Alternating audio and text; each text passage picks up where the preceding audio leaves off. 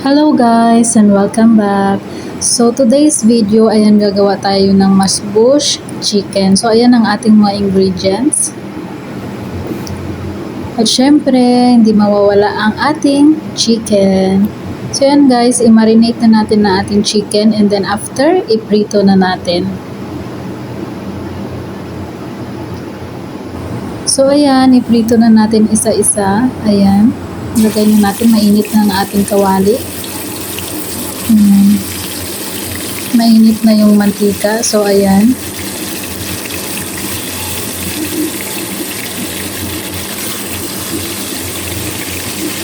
Ayan, slowly lang, gandahan para hindi tayo matalsikan ng mainit na mantika. Ayan. Be careful when cooking. So, ilulutuin lang natin or prepituin lang natin siya. Then after, magigisa na tayo ng sibuyas at kamatis.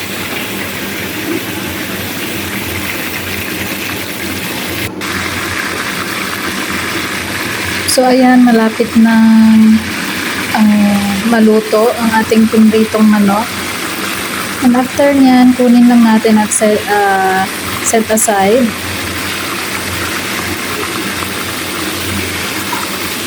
So ayan, balik-balik ta rin muna natin.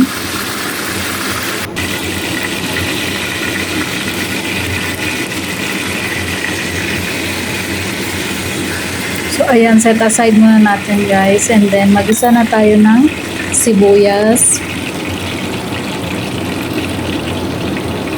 Meron na rin tayong bawang. Ayan, pagsabay na natin.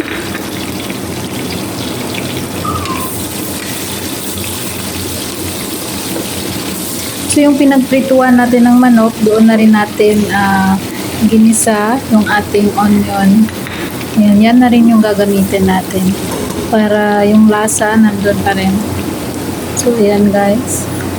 Then next, lagay na natin ng ating kamatis.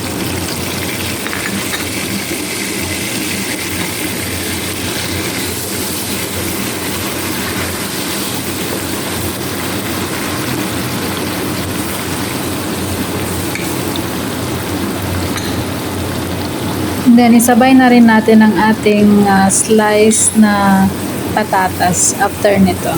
Pag okay na yung ating kamatis, tsaka natin ilagay ang ating patatas.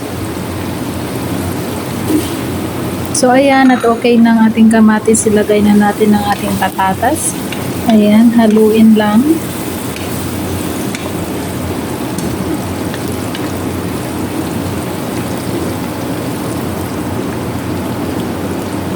Lagyan na natin ng ating mga spices. So, dalawang Maggi cubes yung nilagay natin para hindi na tayo mag-add ng salt. So, ayan na yung parang magiging natin, no? Salt natin.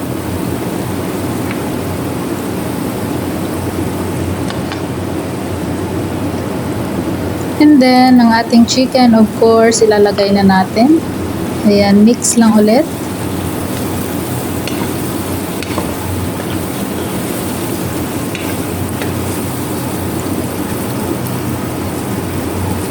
Pasensya na sa ating video at wala tayong stand or assistant. Ayan. So, okay na siya guys. Okay na yung chicken natin. Pwede na nating dagdagan ng water. Pag okay na, then pwede na nating dagdagan ng water.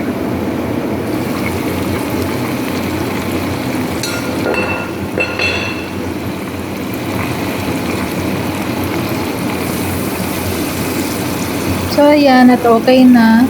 Lagyan na natin siya ng mainit na tubig. And then, pakuluin lang for 30 minutes. And then, saka natin i-add ang ating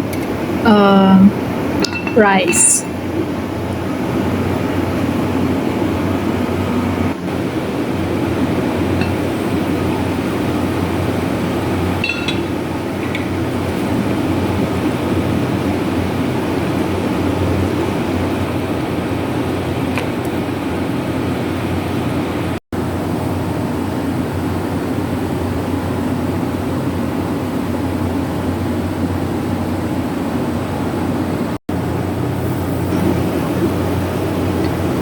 Ayan guys, after 30 minutes, ayan, ilalagay na natin ang ating rice. Ayan, na-soak na natin yung rice kanina. So ayan, ilalagay na natin.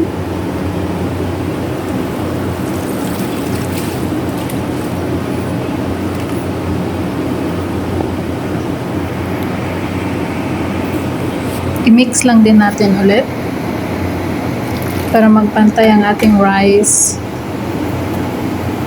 So pag kulang, pag tingin yung kulang yung water natin, ayan, kayo na yung mag-adjust kung marami yung rice na ilalagay ninyo.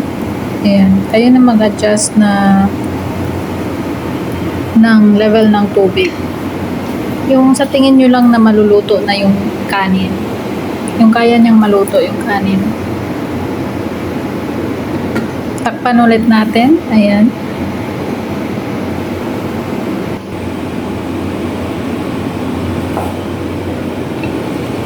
So, tingnan natin guys. Ito na siya.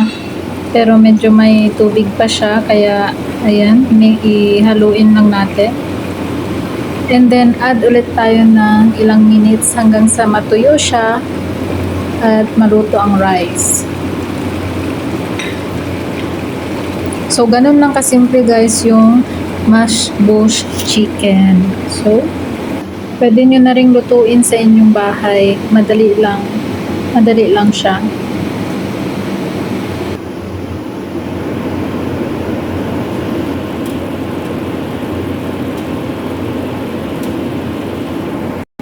Ayan na guys. Okay na siya. So, luto na. Ready to serve ng ating mashed bush chicken. So, ayan guys. Thank you for watching. Hope to see you again in our next video. Bye!